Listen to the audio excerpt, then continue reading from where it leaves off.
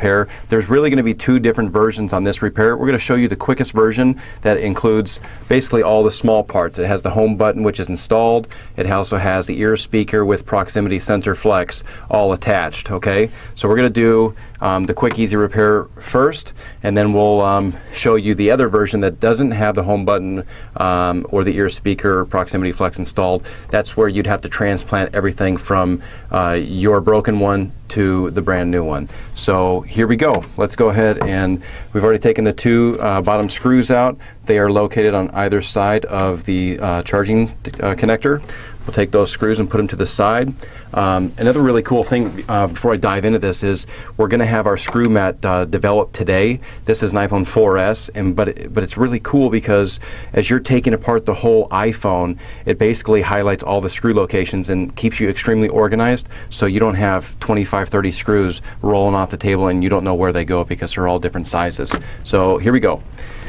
First thing we need to take the SIM card tray out.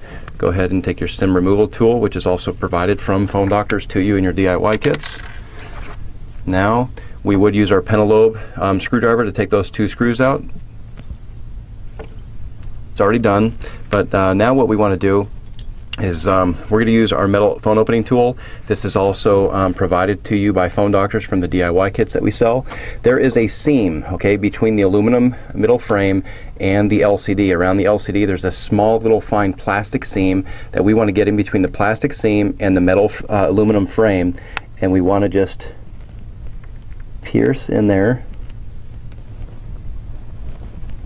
Siri not available. Connect to the internet.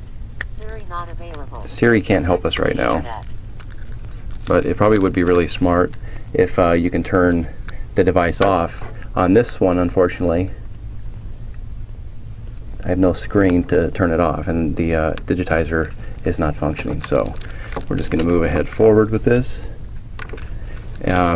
This is a whole lot different. This is kind of like returning back to the iPhone 3G, 3GS method, and okay, this is just falling right apart.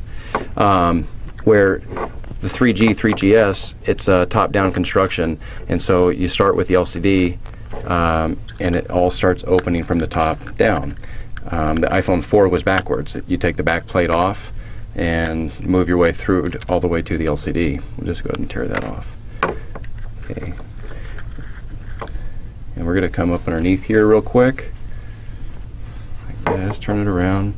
Make sure that we lift that metal plate with it, like so. Just like that. Now we're going to fold it open, just about right there. And then we have a metal plate that we need to remove here real quick. Using the Phillips screwdriver, go ahead and remove these real quick.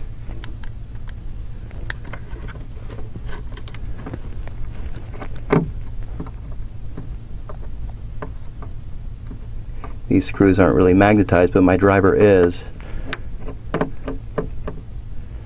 But it is important that you keep track of where your screws go. That's why it's going to be really advantageous for you to have a screw mat.